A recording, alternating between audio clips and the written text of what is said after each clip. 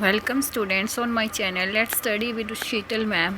आज मैं आपको 10th क्लास की साइंस का एसिड बेस एंड सॉल्ट्स में आगे करवाऊंगी हाउ स्ट्रॉन्ग आर एसिड और बेस सॉल्यूशन।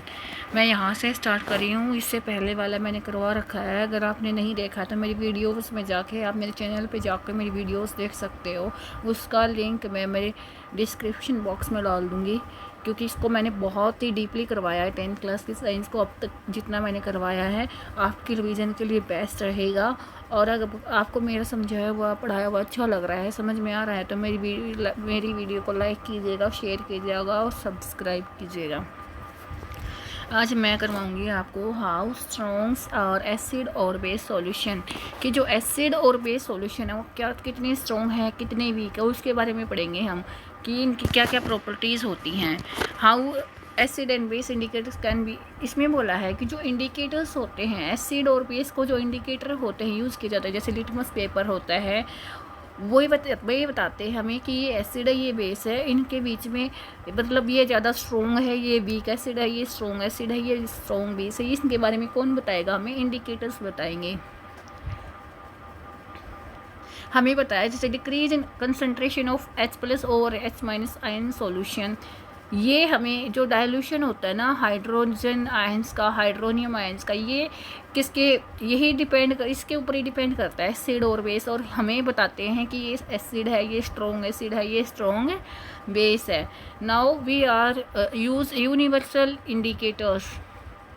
हमने क्या है कि यूनिवर्सल्स एंड इंडिकेटर्स को यूज़ करना है। Which is a mixture of several indicators, जो यूनिवर्सल इंडिकेटर्स है वो सेवरल बहुत सारे इंडिकेटर्स से मिलकर बना हुआ है। The universal indicator show different colours of at a different concentration of hydrogen ion in solution. इसने बोला है कि ये ना डिफरेंट कलर्स का यूज़ किया जाएगा इसमें बताने के लिए कि जितना जो कलर आएगा उसके हिसाब से बताया जाता है कि इस कलर का ये कलर आ रहा है आपका यहाँ पर यूज़ करने से, तो इसका मतलब ये इसका नंबर है, ये इतना एसिडिक है और इतना बेसिक है, स्ट्रॉन्ग एसिड है या स्ट्रॉन्ग बेस है।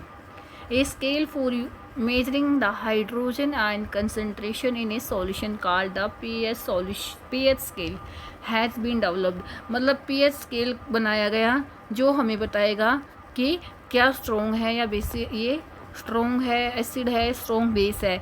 P फॉर पोटेंस, जर्मन में हम पी की फुल फॉर्म क्या यूज़ करते हैं? Potence meaning power. इसका मतलब होता है कि ये पावर होती है। इसका मतलब क्या होता है? Power. On the pH scale we can measure pH generally from 0 to 14। हम कैसे यूज़ करते हैं? 0 से लेकर 14 तक यूज़ करते हैं इसको। देखो यहाँ पर pH should be thought of simply as a number which indicate, इसमें बताया जाता है जो ये नंबर्स होते हैं ना ये बताते हैं। देखो यहाँ पर अगर हमारी 0 से लेकर 7 तक आ रहा है तो ये क्या है? एसिड नेचर बताता है। जैसे 0 जितना 0 तक जाएगा, जैसे अगर किसी का 0 हुआ तो वो स्ट्रॉन्ग एसिड हो गया, अगर जिसका 6 हुआ तो वीक एसिड हो गया। यहाँ से लेकर यहाँ तक क्या बताते हैं? बेस के बारे में बताते हैं। जिसका 14 आ गए ना pH वैल्यू, तो वो मतलब क्या हुआ? उसका स्ट्रॉन्ग बेस है, वो क्या हुआ? स्ट्रॉन्ग बेस बन जाता है। अगर किसी की वैल्यू 7 से 8 आ गई तो उसका मतलब हुआ वीक बेस है। क्या कौन सा बेस है? वो वीक हो जाता है। तो ये वैल्यूज़ होती हैं, ये हमें बताती हैं कि कौन सा स्ट्रॉन्ग एसिड है और कौन स्ट्रॉन्ग बेस है। हम इन वैल्यूज़ के हिसाब से बताते हैं। ये वैल्यूज़ हमें बताती हैं कि स्ट्रॉन्ग एसिड और स्ट्रॉन्ग बेस के बारे में। अभी हम देखते हैं increase in OH- ion in concentration in the solution, that is increase in the strength of alkali. जितना OH- होगा उतना ही एल्कलाई ज़्यादा होगा, उतना ही बेसिक ज़्यादा होगा। और जितना H+ ज़्यादा होगा उतना ही एसिडिक ज़्यादा होगा। H+ एसिड को शो करेगा और OH- बेस को बताएगा कि ये बेसिक है, ये हमारा बेसिक सॉल्यूशन है। और generally paper impregnated with the universal indicator pH paper का यूज़ करेंगे और हमें पता चलेगा कि ये कौन सा कितने का कौन सा नंबर आ रहा है और कितना उसका पीएच वैल्यू है, कितना उस एसिडिक है, कितना बेस है, उसके बारे में हमें बताएंगे ये इंडिकेटर्स। देखो यहाँ पर आपको कुछ एग्जांपल्स दिया हुआ है। गैस्ट्रिक जूस की पीएच वैल्यू कितनी है? 1.2, मतलब ये स्ट्रॉन्ग एसिड है। लेमन जूस की वैल्यू कितनी दी हुई है? अबाउट 2.2, यानी कि ये भी एक एसिडिक है। और प्योर वाटर ब्लड, मतलब इसकी कितनी दी है 7.4, ये थोड़ा सा न्यूट्रल, 7 का मतलब होता है कि ये न्यूट्रल है। Milk of magnesia 10, weak base में आ गया यहाँ पर, क्या है यहाँ से बेसिक स्टार्ट हो जाती है बेसिसिटी, और यहाँ पर सोडियम हाइड्रोक्साइड सॉल्यूशन, ये क्या है हमारा स्ट्रॉन्ग बेस है। ये कुछ एग्जांपल्स आपको दिए गए हैं। The strength of the acid और base depends on the number of H+ और OH- आयन। मैंने आपको बताया कि जो H+ आयन है वे बताएंगे हमें एसिड के बारे में, और OH- बताएंगे हमें बेस के बारे में। If we take hydrochloric acid and acetic acid of the same concentration, अगर हम हाइड्रोक्लोरिक एसिड HCl ले लेते हैं और क्या लेते हैं एसिटिक एसिड ले लेते हैं, और 1 मोलर ले लेते हैं, दोनों का 1 then these produce the different amount of hydrogen ion. ये दोनों अपने अपने अलग अलग हाइड्रोजन आयन्स निकालेंगे, लेकिन अमाउंट अलग अलग निकलेगी दोनों में से। Acids that give rise to more hydrogen ion, जो ज़्यादा हाइड्रोजन आयन निकालेगा देगा वो स्ट्रॉन्ग एसिड होगा, जो कम हाइड्रोजन आयन्स देगा वो वीक एसिड होगा। ये इसके बारे में बताया गया है कि एसिडिटी और एसिडिक किसके ऊपर डिपेंड करता है, जो हाइड्रोजन आयन ज़्यादा देता है उसमें ज़्यादा एसिडिटी होती है। अभी हम पढ़ेंगे importance of the pH in everyday life, जो हमारी लाइफ में pH की वैल्यू क्या क्या है, किसका इम्पोर्टेंस है, कहाँ पर वेरी करते हैं, कहाँ पर हमें एसिडिटी हो जाती है, एसिडिक एसिड्स का पता चलता है, तो ये एसिड है, ये बेस है, उनका यूज़ करते हैं हम, एनिमल्स यूज़ करते हैं, प्लांट्स में यूज़ होता है, इसके बारे में बताया जाता है।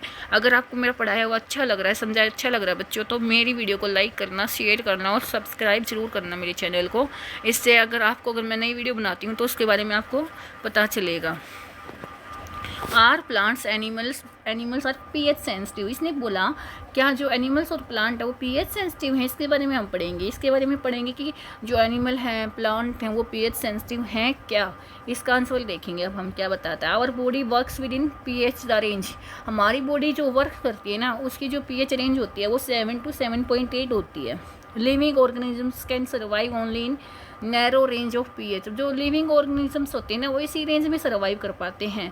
When pH of rain water is less than 5.6, तो वो एसिड रेन कहलाएगी। जब pH वैल्यू 5.6 से कम हो जाती है तो वो रेन क्या कहलाएगी, एसिड रेन, तो उसमें एसिडिक ज़्यादा हो जाता है। मतलब जो रिवर्स में पानी, जो when acid rain flows into the river, जब रिवर्स में जो एसिड रेन का पानी चला जाएगा तो सीधी सी बात है जो रिवर्स का वाटर होगा वो भी एसिडिक हो जाएगा, और उससे क्या हो जाएगा, जो लाइफ सर्वाइवल पावर होती है फिश वगैरह जो वहाँ रहती है रिवर वगैरह में, पॉन्ड्स में, उनको डिफ़िकल्टीज आ जाएगी, वो उनकी डेथ वगैरह हो जाती है।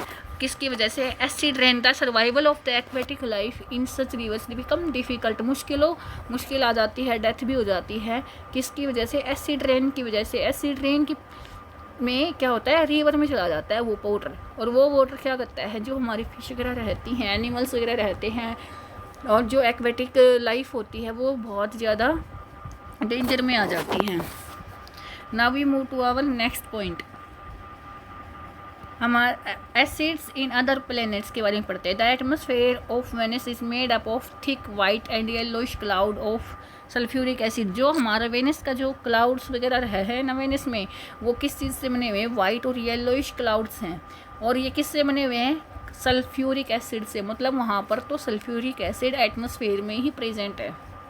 What is the pH of the soil in backyard, जो बैकयार्ड मतलब जो हमारे वहाँ पर बोल सकते हैं जो फील्ड में जो हमारी सॉइल है उसका pH वैल्यू क्या होगा। प्लांट्स रिक्वायर स्पेसिफिक, मतलब जो प्लांट्स होते हैं ना उनको एक स्पेसिफिक pH रेंज वाली सॉइल चाहिए। अगर हम देखेंगे कि जो प्लांट ग्रो कर रहे हैं उसकी जो मिट्टी है, सॉइल है, उसकी क्या pH होनी चाहिए, कैसे है, उसके बारे में पढ़ेंगे हम। pH इन द मैंने डिस्क्राइब बिलो। ओके, आगे हमें देखते हैं कि जो pH होगी ना प्लांट्स जहाँ सर्वाइव करते हैं उसकी जो स्पेसिफिक जो रेंज होती है ना वही होनी चाहिए, क्योंकि उसी में ही वे प्लांट्स वगैरह ग्रो कर पाते हैं। pH in our digestive system, digestive system में pH की क्या वैल्यू होगी इसके बारे में पढ़ेंगे। क्या होता है कि हमारा स्टमक है ना प्रोड्यूस करता रहता है हाइड्रोक्लोरिक एसिड। आपको पता ही है कि जब डाइजेशन होता है तो हाइड्रोक्लोरिक एसिड बनता है। ये क्या हेल्प किस में HCl की जो HCl बनता है वो किस में हेल्प करता है, फूड के डाइजेशन में, विदाउट हार्मिंग द स्टमक, बगैर स्टमक को हार्म किए वो डाइजेशन में हेल्प करेगा। स्टमक को कोई नुकसान नहीं होने वाला है, सीधा हमारे जो डाइजेशन होगा फूड का उसमें हेल्प करता है। During in digestion the stomach produce too much acid and that cause the pain and irritation. जब कई बार ऐसा होता है कि जो हमारे स्टमक में एसिड ज़्यादा बन जाता है, HCl ज़्यादा बन जाता है, जिसकी वजह से एसिडिटी बन जाती है, पेन वगैरह स्टार्ट हो जाता है, इरिटेशन स्टार्ट हो जाती है। इसको अगर हम कम करना चाहें तो हम क्या यूज़ करते हैं, एंटासिड, जो एसिडिटी को ख़त्म कर दे। बेस खाते हैं हम, बेस लेते हैं, पीपल यूज़ बेस। बेस क्या करेगा, एसिड का असर कम कर देगा और जो हमारा जो एसिडिटी बनी हुई है वो कम हो जाएगी और हमें उससे आराम मिलेगा। The anti acid neutralise the excess acid. जो एंटी एसिड होता है ना वो एक्सेस जो एसिड बना हुआ है उसको ख़त्म करेगा। और ये कौन है, magnesium hydroxide, milk of magnesia is a mild base. कौन सा है एंटी एसिड, मैग्नीशियम हाइड्रोक्साइड यानी मिल्क ऑफ मैग्नीशिया यूज़ करते हैं। और किस में, जब हमारा HCl यानी एसिडिटी बनती है तो उसका जो रिमेंडी है उसको जो सॉल्यूशन के लिए हम क्या यूज़ करते हैं, मैग्नीशियम हाइड्रोक्साइड। pH इन टूथ डिके, हमारा जब दांत खराब हो जाते हैं, टूथ खराब हो जाते हैं तो उसमें भी pH का ही रोल होता है। pH of our mouth is lower than 5.5। हमारे माउथ की जो pH रहती है वो कितनी रहती है, 5.5 से नीचे रहती है। Tooth enamel made up of calcium hydroxy petite और हाइड्रोक्सी एपेटाइट, मतलब जो हमारा टूथ का एनेमल है ना वो इससे बना हुआ है, कैल्शियम हाइड्रोक्सी एपेटाइट से। तो जो कैल्शियम फॉस्फेट, इसमें क्या बोला, क्रिस्टलाइन फॉर्म ऑफ, ये किसकी फॉर्म है, कैल्शियम फॉस्फेट की। Hardest substance in the body, सबसे ज़्यादा हार्ड होता है हमारा एनेमल, ये पानी में कभी डिजोल्व नहीं होता है। और but it is corroded with the pH in the mouth is below than 5.5। जब हमारे माउथ की जो pH अगर 5.5 से नीचे रह जाती है ना उसकी वजह से ख़राब होता है। Bacteria present in the mouth, जो बैक्टीरिया हमारे माउथ में प्रेजेंट होते हैं प्रोड्यूस एसिड बनाते हैं by degradation of sugar and food particles. जो हमारे माउथ में खाना खाने के बाद शुगर रह जाए, कुछ फूड पार्टिकल्स रह जाए, जो वो एसिड, जो बैक्टीरिया होंगे वो एसिड बना देंगे after the eating the food खाने के बाद वो जो बैक्टीरिया रह जाते हैं वो एसिड बनाते हैं, जिसकी वजह से टूथ खराब होता है, करोड़ हो जाता है, यानी कि इसमें डिकी यानी कि खराब होने लग जाता है। The best way to clean the mouth after eating food using toothpaste which are generally basic. हमेशा खाना खाने के बाद हमें भी क्या कॉलगेट क्यों करनी चाहिए, क्योंकि उसमें बेस होता है, जो एसिड हमारे माउथ में बना हुआ है उसको न्यूट्रलाइज कर देगा और उसकी एसिडिटी को कम कर देगा और हमारे जो टूथ हैं उसको भी सेफ करेगा। Self defence by animals and plants through the chemical welfare. जो प्लांट्स और एनिमल्स हैं वो भी यूज़ करते हैं एसिडिटी को, ये भी प्रोसेस उनके बहुत कम आता है। देखो, bee sting leaves and acid which cause pain and irritation. जो बी हमें बाइट कर जाती है तो उसके जो स्टिंग होता है उसमें क्या होता है, एसिड होता है, जो हमें मतलब पेन होता है, जिसकी वजह से इरिटेशन होती है। अगर हमें बी वगैरह बाइट कर जाती है तो हमें क्या यूज़ करना चाहिए, mild base like baking soda का यूज़ करना चाहिए। कहाँ पर, जहाँ पर बाइट किया है वहाँ से हमें रिलीफ मिलेगा, क्योंकि बेस ही एक ऐसी चीज़ है जो एसिड का असर ख़त्म कर सकती है। बेस ही न्यूट्रलाइज करेगा एसिड को, ये बेस है, ये एसिड है, इसको न्यूट्रलाइजेशन रिएक्शन कहते हैं। इसको क्या कहते हैं, न्यूट्रलाइजेशन रिएक्शन। क्या बोला इसने आगे, stinging hair of nettle leaves inject methanoic acid and cause burning pen.